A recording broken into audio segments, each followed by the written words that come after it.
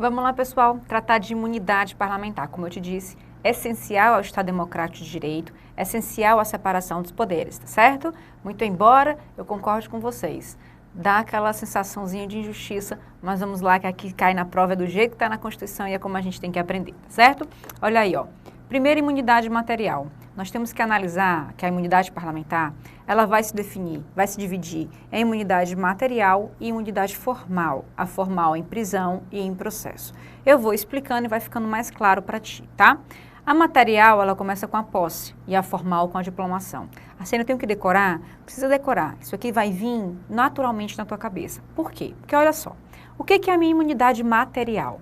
É uma imunidade que vai decorrer, vai permitir que o parlamentar, em suas palavras, sejam elas, tá, escritas ou faladas, nos seus votos e na sua opinião,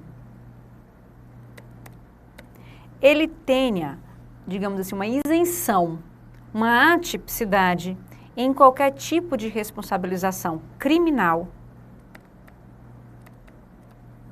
penal, tá? Ou civil, dano moral, por exemplo, tá certo? Responsabilidade nessa ideia aí da gente. Como assim, Arsênia? Se um parlamentar, no exercício do seu mandato, sempre no exercício do seu mandato, venha a ofender a honra de um outro parlamentar ou de alguma pessoa, se essa honra for ofendida no exercício do mandato, tá certo?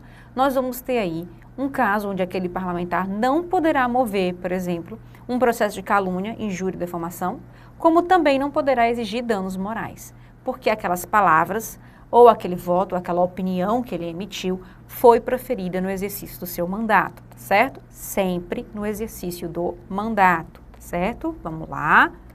Sempre no exercício do mandato. Muito bem.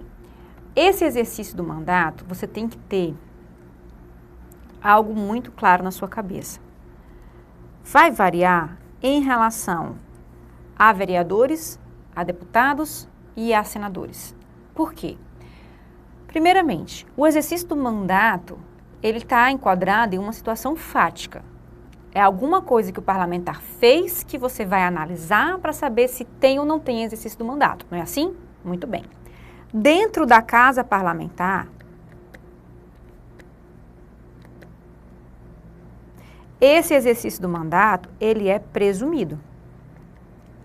Tá certo? Fora da casa parlamentar,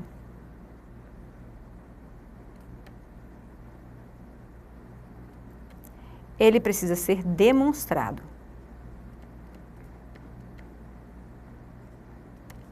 Entendemos? Então, dentro da casa parlamentar é presumido. O que o parlamentar falou, disse, votou dentro da casa parlamentar, presume-se que ele está ali no exercício do mandato dele. Então, aquela parte que está querendo, de alguma forma, acusar o parlamentar de alguma coisa, ela tem que provar que não foi no exercício do mandato. Ok? Fora da casa parlamentar, presume-se que ele não está trabalhando. Ou seja, presume-se que ele não está no exercício do mandato. Então, se alguém vier acusar o parlamentar de alguma coisa, ele vai ter de provar que ele estava no exercício do mandato. Entendemos? Essa é a questão de presunção e aí vai pesar na comprovação do exercício do mandato. Dentro da casa ele não precisa provar nada, ele está resguardado, quem tem que provar é quem está acusando. Fora da casa, presume-se que ele não está no exercício, então ele tem que provar que está no exercício. Fechamos? Muito bem. Outra coisa que você tem que entender. Dentro da casa, todos os parlamentares vão ter essa proteção. Tanto o senador como os deputados federais, os deputados estaduais, o senador e o vereador. Fora da casa parlamentar, deputados também vão ter, tá? Senador também vai ter, mas o vereador ele tem uma particularidade. A proteção que ele vai ter fora da sua casa parlamentar, fora da Câmara dos Vereadores, vai ser dentro da circunscrição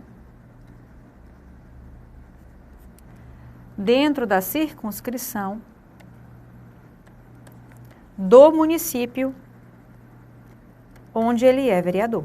Se for fora do município onde ele é vereador, ele não vai ter essa imunidade. Entendemos? Então, o parlamentar federal em todo o território nacional e o parlamentar estadual, porque é equiparado, em todo o território nacional, ele goza da imunidade dele fora da casa. Ou seja, ele, se estiver no exercício do mandato parlamentar, ele estará ali imune a qualquer tipo de retaliação penal ou civil. Se ele estiver, no caso aí, for um vereador, apenas no município onde ele exerce a vereança, onde ele é vereador, é que ele vai poder gozar dessa imunidade. Ficou claro? Muito bem. Outra coisa que você tem que entender, pessoal, o STF, ele já analisou várias vezes a questão de imunidade. Pra você ter uma ideia, eu estava uma vez na turma de uma receita, de um cursozinho de aprofundamento da receita, e um dos alunos chegou para mim e falou assim, professora, eu estava no aeroporto, né, fazendo lá vistoria de malas e tudo, e um parlamentar veio dizer para mim que eu não poderia ver a mala dele, vistoriar a mala dele, porque ele tinha imunidade parlamentar. Como assim, né? Tá aqui a nossa imunidade é para palavras, votos, opiniões, não é para mala, tá? Então você tem que saber quando o parlamentar poderá ter. Existem alguns casos emblemáticos em provas, como por exemplo, o parlamentar que está em campanha eleitoral, ele é deputado e quer se reeleger, está em campanha eleitoral para se reeleger ou apoiando algum colega, tanto faz, tá? É em campanha eleitoral e ele quer se reeleger ou está fazendo aquela campanha e profere palavras, né, uma opinião de alguma forma, né, ofensiva a um terceiro, ao prefeito ou a algum inimigo partidário, enfim. Naquele momento onde ele está fazendo a campanha dele, muito embora ele seja deputado, por não ser ato da função parlamentar, campanha eleitoral, ele vai ser responsabilizado pelos atos dele. Ele não poderá exigir aí, ele não poderá invocar a imunidade parlamentar, porque naquele caso ali ele está com total segurança, tá? Fora do exercício da sua função parlamentar. Ficou claro? Outra coisa também que a gente tem que entender, essa imunidade material é para palavras, votos e opiniões proferidas no exercício do mandato. Se aquele parlamentar está exercendo um cargo de secretário, de ministro, ele não está no exercício do mandato parlamentar. Então, ele não usa dessa imunidade material de palavras, votos e opiniões. Ok? Muito bem. Tranquilinho aqui pra gente? Muito bem. No que diz respeito à nossa imunidade formal, aqui é um pouco diferente. Vereador não tem imunidade formal, certo? Só quem vai ter imunidade formal é deputado federal e senador federal. E como o deputado federal tem imunidade formal, por força do artigo 27, que equipara os deputados estaduais e os distritais ao deputado federal, esses lá, deputados estaduais e distritais, também terão essa imunidade. Mas como a Constituição não estende a vereador, vereador não tem imunidade formal. Beleza? Muito bem. Outra coisa também que a gente tem que entender, só um pouquinho aqui, voltando aqui a material, é que vejam que eu não tenho aqui uma isenção administrativa. Então, eles vão poder responder perante a própria casa por falta de decoro parlamentar, se for o caso, tá certo? Voltando para a nossa formal. No que diz respeito à prisão, o que é que eu tenho aqui? Após a diplomação, os atos praticados, atos praticados após a diplomação. O que é a diplomação? A diplomação no direito eleitoral está para a homologação na nossa vida de concurseiro, homologação do nosso concurso. É o momento onde eu vou declarar apto, que aquele eleito, né, aquele candidato que antes era candidato eleito, ele está apto a tomar posse. Pronto, é o diploma justamente para permitir a posse, tá? Eu garanto aí um direito, tá, individual à posse no cargo onde ele foi diplomado. Então, os atos praticados após a diplomação, tá, por um parlamentar, só poderão gerar prisão se for uma prisão em flagrante de crime inafiançável. Onde é que estão os crimes inafiançáveis, Arsenha? Está lá no artigo 5º da Constituição. Vai ser tortura, terrorismo, racismo, crimes hediondos, estão lembrando? Todos aqueles crimes lá que a Constituição traz como inafiançáveis, tá certo? Dá uma olhadinha lá no artigo 5º. Esses crimes que são inafiançáveis, cometidos em flagrante, poderá gerar a prisão de um parlamentar. Agora, entenda o que é essa prisão em flagrante. É uma prisão precária, onde eu não sei se o cara cometeu ou não cometeu o crime.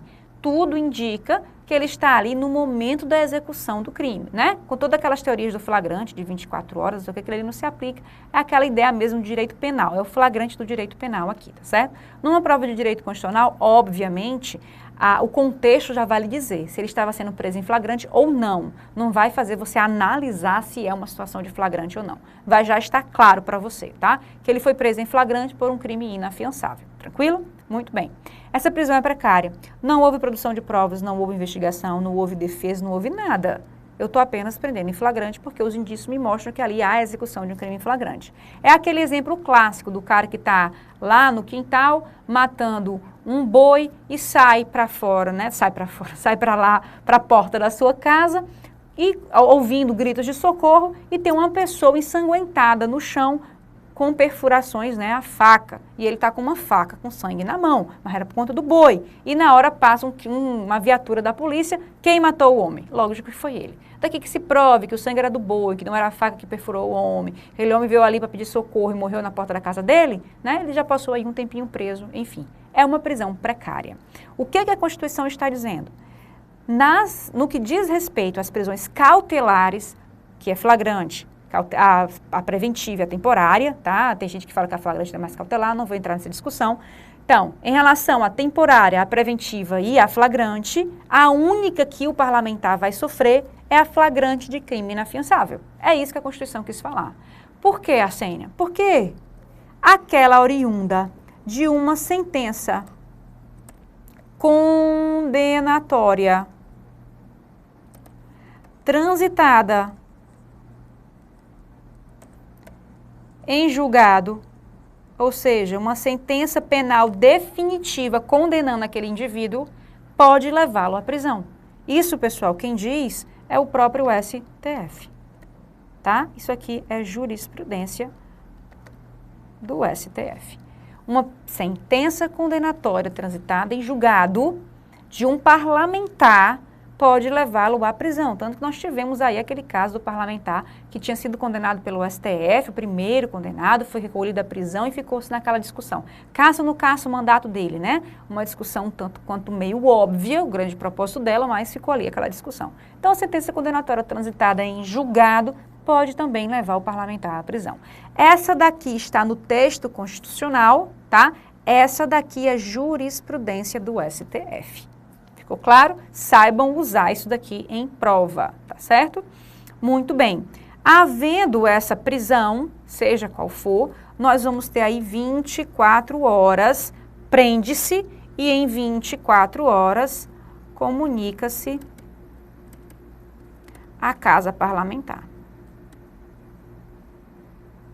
Tá certo?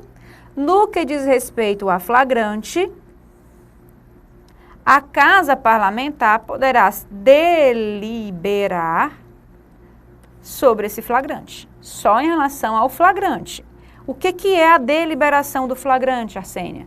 É se ele vai ser livrado solto, ou seja, colocado em liberdade, livrado mesmo, ou se ele vai ser mantido em prisão. Quer dizer que a flagrante, nesse caso, poderá, né, ser relaxada pela autoridade parlamentar, por uma decisão parlamentar? Por uma decisão parlamentar.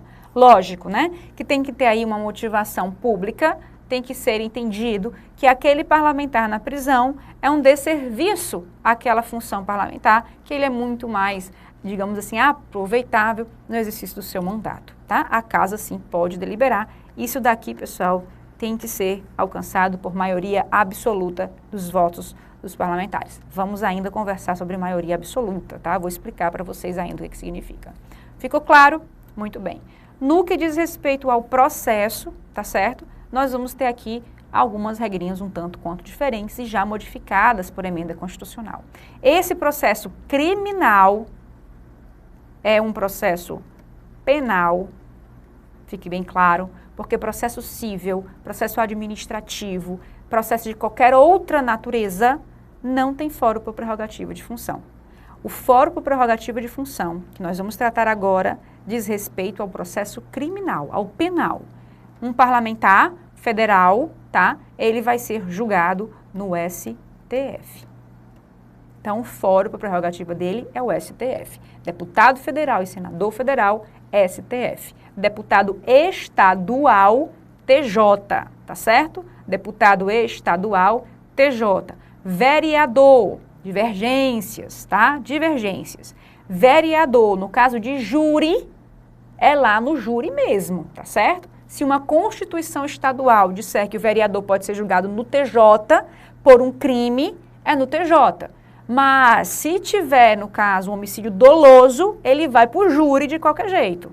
Só o deputado estadual, o deputado federal e o senador federal que não vão ser julgados em júri, vão estar no TJ ou no STF. O vereador pode ir a júri, tá certo? E se não tiver nenhuma competência na Constituição estadual entregando esse processo ao TJ, ele é julgado em primeiro grau. Fechou? Isso é o que predomina, tá? Mas aqui não tem divergência. Penal de deputado federal e de senador federal é no STF. É o STF que analisa, que decide, tá? Ele vai decidir se recebe a ação penal. Ele tem total liberdade de decidir se vai começar ou não vai começar um processo contra aquele parlamentar. Ele decide se instaura ou não instaura a ação penal. Em termos técnicos, ele decide se recebe ou não a queixa-crime ou a denúncia-crime, tá certo? Ele não precisa pedir autorização para a Casa Parlamentar, não precisa. Ele vai apenas, única e simplesmente, tá? Decidir se recebe ou não recebe. A autorização jamais, já houve, mas hoje não tem mais, tá certo? Então, ele tem total liberdade de decidir se recebe ou não recebe essa ação penal. Recebendo, vou receber, aí ele comunica à Casa Parlamentar.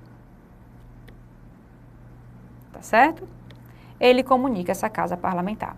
Havendo lá na Casa Parlamentar um recurso apresentado por um partido político à mesa diretora da Casa Parlamentar, eles vão poder deliberar se esse processo continua ou se esse processo vai ser suspenso. Olha só, um partido político poderá a qualquer tempo, tá certo? A qualquer tempo, analisar se aquilo ali pode ser, digamos, mantido ou se aquilo ali poderá ser suspenso.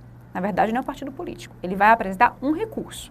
Ele vai lá apresentar, faz uma petiçãozinha, pede para a Casa Parlamentar analisar se há ou não há necessidade de suspensão daquele processo. Quem apresenta isso? Um partido político.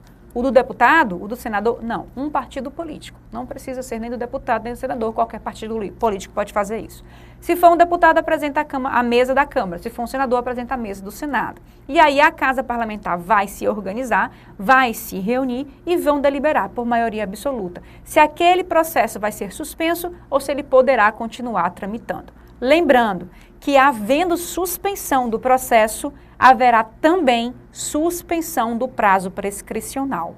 Então, veja só quem é que pede essa suspensão: partido político. Quem é que decide se haverá, pede para quem? Para a mesa, né? O partido político pede para a mesa da casa e quem decide se vai haver suspensão ou não? O parlamento.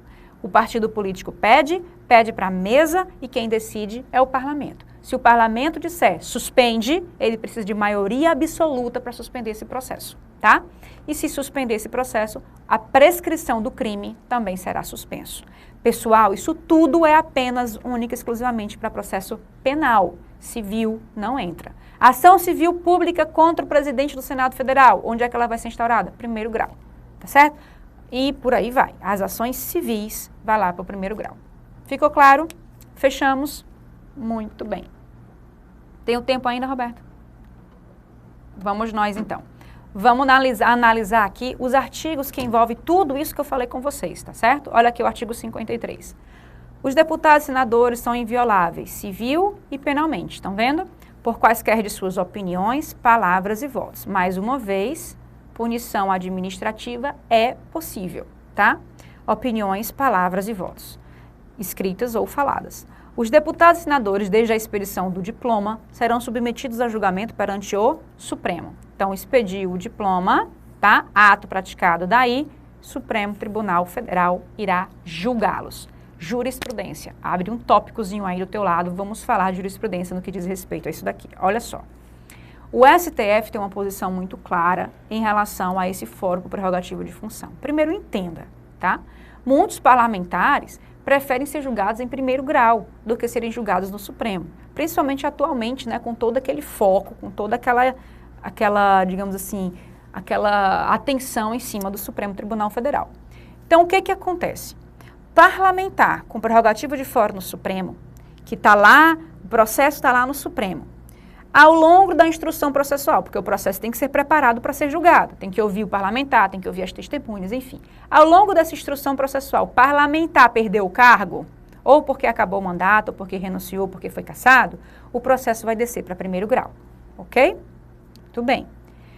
Se o meu processo já está pronto e já foi iniciado o julgamento, e o parlamentar perdeu o cargo, ou porque acabou o mandato, ou porque foi cassado, enfim, ou porque renunciou, o processo continua no STF, tá? Se o julgamento, portanto, não tiver sido iniciado, desce para primeiro grau. Se o julgamento já tiver sido iniciado, mantém-se no STF. Por que, Arsênia? Porque, pessoal, uma sessão de julgamento, apesar dela poder ser fragmentada em vários dias, ela é um único ato. Não dá para eu separar os dias como atos. Julgamento é uma coisa só. Eu tenho que colher o voto de todos os ministros, mas o julgamento é uma coisa só. Começou a colher o voto dos ministros, o julgamento já começou. O ato está ali sendo praticado. Então, aquele ato não pode ser fragmentado, muito embora eu possa dividir em dias, mas ele está sendo praticado. E ele vai continuar sendo praticado no Supremo Tribunal Federal. Ok? Tranquilo? Olha só como é diferente. Se em primeiro grau, eu estou lá como pessoa comum do povo, um processo crime contra a minha pessoa, e o meu processo começou a receber o julgamento, e eu assumi o cargo, fui diplomado como deputado federal. O meu julgamento já começou lá embaixo. Para onde é que esse meu processo vai? Fica lá embaixo. Não sobe para o STF. O STF quer deixar ele lá embaixo, justamente porque é lá que ele tem que ficar. Ficou claro? Então, começou o julgamento, fica onde está. Não vai ser separado, porque o julgamento é um ato contínuo, tá? É um único ato. Está no STF, fica no STF, mesmo tendo perdido o cargo. Está lá embaixo, fica lá embaixo, mesmo tendo sido diplomado no cargo. Ok? Outra situação jurisprudencial. Olha só o que acontecia. O parlamentar estava sendo processado criminalmente e aí ele estava lá no curso do mandato dele, o processo correndo lá no STF. Quando ele olhava que o processo ia ser julgado, o que ele fazia? Renunciava ao cargo. E aí o processo descia para primeiro grau e ele ganhava tempo, tanto na prescrição como fora da cadeia, né? Acabava tumultuando isso daí. O que o STF entendeu? Que se o processo estiver sendo instruído lá no STF, estiver configurado abuso de direito, tá? Ou seja, se aquela renúncia for para tumultuar o julgamento do processo, o processo vai ser mantido no STF. O caso onde essa decisão foi dada foi a seguinte, e aí é o que pode vir na tua prova como caso concreto. No caso, pessoal, o processo estava pronto para julgamento e tinha sido incluído em pauta. O que é ser incluído em pauta? Tinha uma sessão de julgamento já com data marcada para começar o julgamento daquele processo. E entre a inclusão em pauta e a data do julgamento, digamos que foi incluído na segunda e o julgamento ia ser na quinta, terça ou quarta, o parlamentar renunciou. O STF disse que isso era abuso de direito, manteve o processo lá em cima e foi julgado no próprio STF. Fechou? Muito bem. Então, nesse caso, os autos serão remetidos entre 24 horas à casa respectiva para que, pelo voto da maioria de seus membros, resolva sobre a nossa prisão. Ah, não, estou lendo aqui, né, no parágrafo 1º ainda, desculpa. Os deputados e senadores desde a expedição do diploma serão submetidos a julgamento perante o Supremo Tribunal Federal com todas essas jurisprudências que nós acabamos de falar e você anotou bem direitinho no seu caderno. Parágrafo 2º. Desde a expedição do diploma também, os membros do Congresso Nacional não poderão ser presos, salvo em flagrante de crime inafiançável. Presos, aí você entende, tá? Cautelarmente, não definitivamente. Nesse caso, os autos serão remetidos dentro de 24 horas à casa respectiva para que, pelo voto da maioria de seus membros, maioria absoluta, resolva sobre a prisão. Recebida a denúncia contra o senador ou deputado por crime ocorrido após a diplomação, mesma coisa, ó, o crime sempre após a diplomação, o Supremo Tribunal Federal dará ciência à casa respectiva que, por iniciativa de partido político nela representado e pelo voto da maioria absoluta de seus membros, poderá, até a decisão final, sustar o andamento da ação. Isso aqui é igual a suspender. Tá certo? O pedido de sustação será apreciado pela casa respectiva no prazo improrrogável de 45 dias, tá? A casa vai analisar, do seu recebimento pela mesa diretora. Então, o partido político pede à mesa diretora, a casa parlamentar delibera em 45 dias, tá? Por maioria absoluta. Sustou o processo, suspende a prescrição enquanto durar o mandato, ok? Continuando aqui, só para a gente poder finalizar essa parte de imunidade, tá? Os deputados e senadores não serão obrigados a testemunhar sobre informações recebidas ou prestadas em razão do exercício do mandato, nem sobre as pessoas que lhes confiaram ou deles receberam informações. Tá? Tranquilo, parágrafo 6º não tem muito o que se falar, vejam aí que ele tem a imunidade de garantir aquela informação, a pessoa que lhe prestou a informação ou aquela informação que ele recebeu em sigilo. Parágrafo 7º tem sido bem cobrado em prova, tá? Ultimamente a FCC tem gostado de cobrar esse parágrafo 7º. A incorporação às Forças Armadas de deputados e senadores, embora militares, então tanto faz se é civil ou se é militar. E ainda que em tempo de guerra, tanto faz se é civil ou militar, em tempo de paz ou em tempo de guerra, dependerá de prévia licença da casa respectiva. Ou seja, só vai ser convocado se for civil ou militar, se for em tempo de paz ou em tempo de guerra, se a casa respectiva permitir. Tá? Incorporação às Forças Armadas, portanto, só com licença da casa respectiva. Parágrafo 8º também importante para a gente entender.